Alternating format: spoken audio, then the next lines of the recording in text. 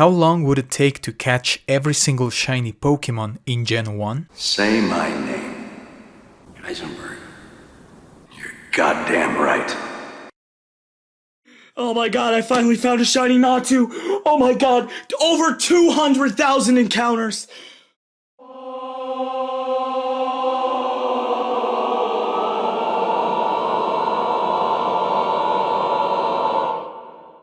Shiny Pokemon. A myth that began with the red Gyarados at the Lake of Rage. A Pokemon we didn't know exactly what it was, why it was different or shown every time it entered the battlefield. 1 in 8,192 was the chance of finding one of these rare species outside of the guaranteed Gyarados in Gen 2. But wait, aren't we talking about Gen 1? Even though the mechanics weren't introduced until Generation 2, it's known there's a way to check if a Gen 1 Pokemon is shiny by transferring it to Gen 2. Pokemon that have a very specific set of DVs or determinant values that determine the numbers we see in their stats such as HP, attack and special, can tell us if a Pokemon will be shiny when transferred to a Generation 2 game. Basically, the odds are the same as in Generation 2, that is, 1 in 8,192. There's a catch though. Due to the nature of the game, only a certain type of Pokemon can be shiny. Only Pokemon that are interactable, traded in-game, bought at the game corner, gifted, or obtained by fishing have the chance to be shiny. We'll see which Pokemon are available as we go through each section. Technically, the total of huntable Pokemon is 82, leaving the rest shiny locked. We're gonna be able to get these Pokemon in the next generation.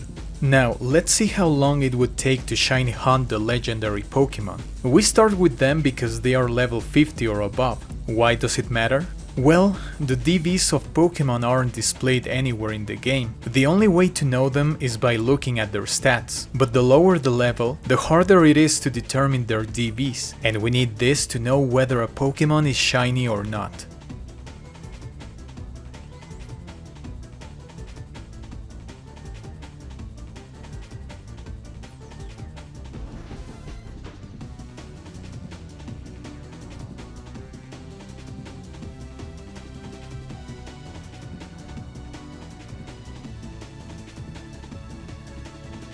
With level 50 Pokemon and above, this changes, because now we can determine exactly what their DVs are by looking at their stats.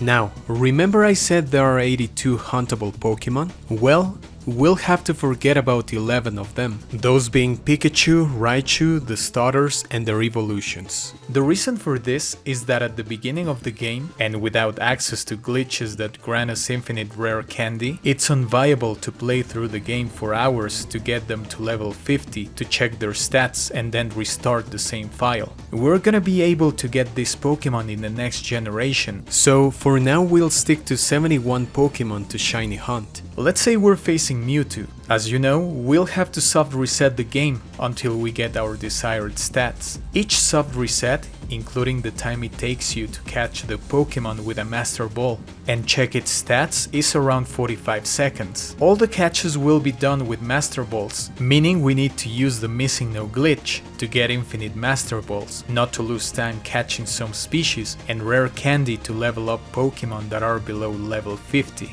When you're on your Pokemon menu, you'll be able to see the first hint of your Pokemon being shiny or not, that is, its HP. If it matches with the right DVs, you can check all its stats to see if it's shiny. If the HP doesn't match, you can soft reset without wasting any time. Now, we have a chance of 1 in 8,192 to get our shiny. This is the tricky part because, while there are people that can soft reset a couple of times and get their shiny, other unlucky ones can do it for tens of thousands of times without encountering them. We have to establish an average, and this is how we'll make it work. I decided to check on YouTube how many soft resets take shiny hunters to encounter a Gen 1 or Gen 2 Pokemon, and in this case I'm gonna choose Celebi because I like it. I will choose the first 10 to get an average, and use that number as the soft resets it will take us to find a shiny Pokemon in Gen 1. To get the average, we divide the sum of all the soft resets by 10, which is the number of Celebi, and the result is 4749.4. So let's make it 4750. Now let's get to the time. If we need to soft reset 4750 times to get a shiny, on average of course, and each soft reset takes around 45 seconds, that results in 213,750 seconds divided by 60 to get minutes equals 3,562 minutes, and that divided by 60 will give us the hours, that is 59.3 hours non-stop, or around 2 days and 12 hours. If we have 4 legendaries above level 50, we'll require 10 days to get them in their shiny form. Great, we have 4 out of the 71 obtainable shiny Pokemon in Gen 1, the easiest to put it mildly. We have 3 more interactable Pokemon, Snorlax, Voltorb and Electrode. Here's the deal with these ones. Remember how I mentioned that you need Pokemon to be level 50 in order to identify with precision if they have the correct DVs for being shiny? Well, Snorlax is level 30, so we'll have to get it 20 levels higher. We could do this the old way by defeating Pokemon, but this is already too much. Nobody in the history of humankind would ever attempt this. So let's resort to the missing no glitch in order to get infinite rare candy and of course Master Balls for the rest of the Pokemon. From the moment you start the game, use the Pokeflute to wake up Snorlax, wait for the melody to end, catch Snorlax and level it up to level 50 as fast as I could. It took me 157 seconds or 2 minutes and 37 seconds. Using our shiny formula, on average, we would find this Snorlax in 4750 soft resets, meaning 207 hours or 8 days and 15 hours. With Voltorb, there's something really annoying. Given that you find it at level 40, each time you use a rare candy, it will attempt to evolve each time until you get it to level 50. It takes almost the same as Snorlax, 2 minutes and 30 seconds. This Pokemon would take 198 hours or 8 days and 6 hours. With Electrode it's a little bit shorter, as it doesn't evolve and it's at level 43. It takes around 1 minute and 6 seconds. Applying our calculations, this results in 87 hours, or only 3 days and 15 hours. That's great news. So far we've got Mewtwo, the legendary birds, Snorlax, Voltorb and Electrode in their shiny forms in only 30 days and 12 hours non-stop. 7 out of the 71 obtainable Pokemon are in our pocket. No time for sleeping, let's go for gift Pokemon. We have the starters, Pikachu and all their evolutions. But as I mentioned before, we have a small issue with them, due to them being the first Pokemon we get at level 5, and without access to infinite rare candy at that point of the game, hunting them is unviable. But they won't be forgotten, as I'm planning to continue with this series for future generations, so we'll try to hatch them for the second generation. Let's move on with gift Pokemon. Considering that Eevee takes 25 rare candy to get it to level 50, this takes 2 minutes and 10 seconds times 4750 equals 7 days and 4 hours. Supposing we have several cartridges to pick from several Eevees and shiny hunt them, we could actually get Flareon, Jolteon and Vaporeon, so why not? 28 days and 16 hours is the necessary time to get the original Eevee family in their shiny form. Let's go with the Hitmon's. Hitmonchan takes 1 minute 57 seconds per soft reset, and its shiny time? Yeah, let's call it shiny time for simplicity. Is 6 days and 10 hours considering we have to level it up 20 times. For Hitmonlee it takes the same, so another 6 days and 10 hours. Lapras is a different case, as we have to go through a dialogue from an NPC, but I wish this were the only problem. For some reason, this Lapras is level 15. Do you wanna guess how long it's gonna take to get this shiny Lapras? 10 days and 14 hours, considering the 3 minutes 13 seconds per soft reset. This is the longest it has taken for a Pokemon so far. Moving on, we have the fossils. For Aerodactyl, it takes 1 minute 49 seconds with 20 rare candy. For Omanite and Kabuto, it takes 2 minutes and 54 seconds, taking into account that we need to stop them from evolving. Considering we also want to get an additional Omanite and Kabuto to evolve and get their evolutions in their shiny form, we'll need to repeat this step twice, but this time we don't need to worry about the evolution animation, as we'll let them evolve. For them, it takes 2 minutes 11 seconds each. In total for the 5 fossils, our shiny time is more than a month non-stop, that is 39 days and 10 hours. For all gift Pokemon with the exception of the starters, it'll take us 91 days and 12 hours. Finally, I want to mention Magikarp. Although Magikarp is a gift Pokemon, a 500 Pokédollars gift, hunting for it is gonna take 23 days and 15 hours, an insane amount of time if we compare it to the fishing method we'll see at the end of the video. And now, this is where it gets ugly. Moving on with the Game Corner Pokemon, we have several Pokemon we can get across red, blue and yellow. Let's start with Abra. Abra is level 9. Yes, level 9. This means we'll have to level it up 41 times and stop it from evolving 25 times. Let's see how long it takes. 7 painful minutes and 16 unbearable seconds. Shiny time, 23 days and 23 hours. But we want Kadabra and Alakazam too, right? Well, at least we won't have to see that evolution screen more than once. For each of them it's 3 minutes and 41 seconds or 12 days and 6 hours. What about Clefairy and Clefable? These back then normal Pokemon are at level 8 and thankfully there are no evolution screens to go through. 3 minutes 34 seconds each, shiny time 11 days and 18 hours. Vulpix only evolves with a Firestone and is level 18. So thanks a lot. For this fire Pokemon it takes 2 minutes and 29 seconds, with a shiny time of 8 days and 4 hours. Since we also want a Vulpix to turn into a shiny Ninetales, we'll have to duplicate this process. Shiny time for both 16 days and 8 hours. And now we have Wigglytuff, 1 minute and 56 seconds per soft reset, or a shiny time of 6 days and 9 hours. Nidorina and consequently Nidoqueen are also available at the Game Corner, but since at this place it takes a couple more days to get them, it's better to wait to obtain them as in-game traits. However, Nidorino and Nidoking can be only obtained here. It takes 2 minutes and 48 seconds to soft reset for each, so we are talking about 11 days and 20 hours. It's time for Scyther and Pinsir. Each takes 25 rare candy to get to level 50. 2 minutes and 15 seconds each, times 2, 4 minutes 30 seconds. Our shiny time for both box is 14 days and 20 hours. Our final Game Corner Pokemon is Porygon, and the most expensive price Pokemon. At level 26, every soft reset plus feeding it rare candy takes 2 minutes and 13 seconds, or a shiny time of 7 days and 7 hours.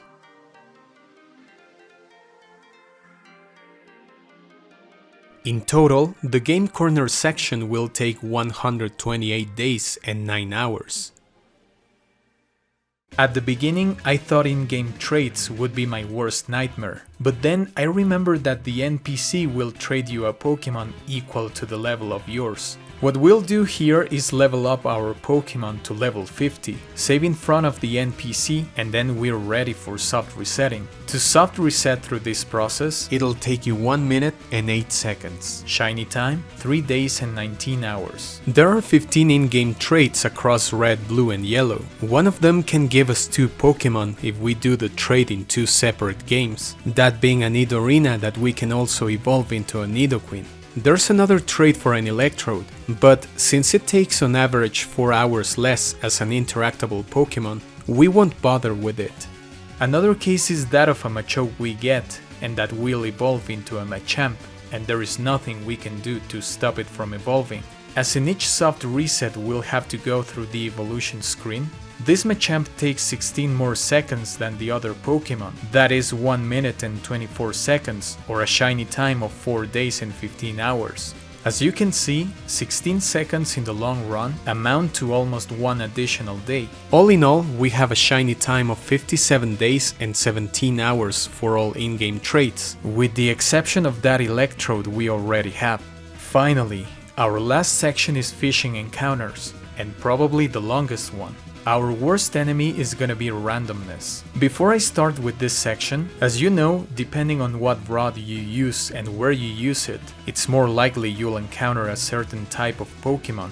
But not only that. Another big issue is the fact that whenever you use a rod, it's not always guaranteed that the Pokemon will bite. Given the randomness of this type of encounters, I'll mention a couple of things to take into account. The higher the level, the better, as we need to bring our Pokemon to level 50 every single time. We'll go to locations where the target Pokemon has the highest rate encounter. We need to consider that depending on the rod you use, it will determine the chance of a Pokemon biting. The old rod always lands a wild Pokemon. The good rod has a 66% chance, and the super rod a 50%. I wish I were a mathematician in order to come up with a better way to do this, but I have severe limitations in the field, so please bear with me. If there is someone who can come up with a better formula or method, please let me know in the comment section. What I'll do with each Pokemon goes as follows. I'll start the game and start fishing a target Pokemon, let's say Seeking with a Super Rod. Seeking's encounter rate is 60%, and the Super Rod will land a Pokemon 50% of the times, so pretty balanced percentages to get an average. Since my party has 5 free slots for this Pokemon, I won't stop until I catch 5 of them. Once done, I'll start feeding them with rare candy until all of them reach level 50.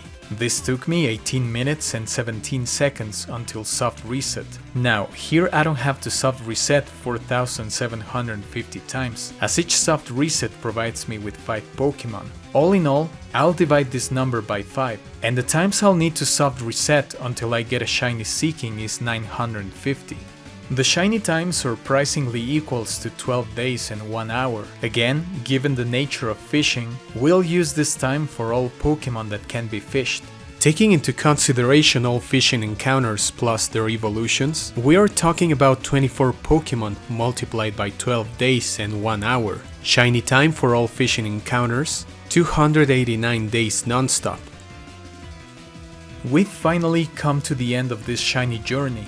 The big question is, how long does it take to catch every single Pokemon that can be shiny, as well as their evolutions in the Gen 1 games? The answer is 597 days and 4 hours. That is 14,332 hours. But wait, we're talking about 597 days and 4 hours non-stop, right? We humans have to sleep, take showers, eat, work, study, socialize. Well, according to Forbes, the average American person plays 7 hours and 7 minutes per week. That is 15 days and 11 hours per year.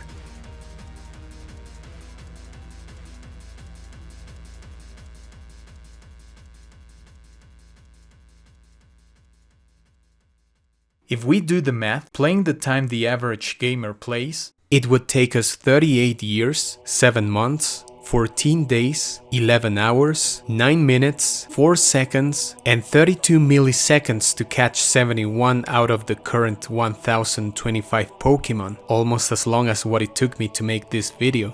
There's a way to shiny hunt the rest of the Pokemon that are shiny locked through a glitch in which battling certain trainers and following a series of steps will give us a chance to find whatever Pokemon we want. However, I think we got enough with the missing no glitch, as I wanted it to be as legit as possible without breaking the game too much. I mean, I guess getting infinite rare candy is already too much, right?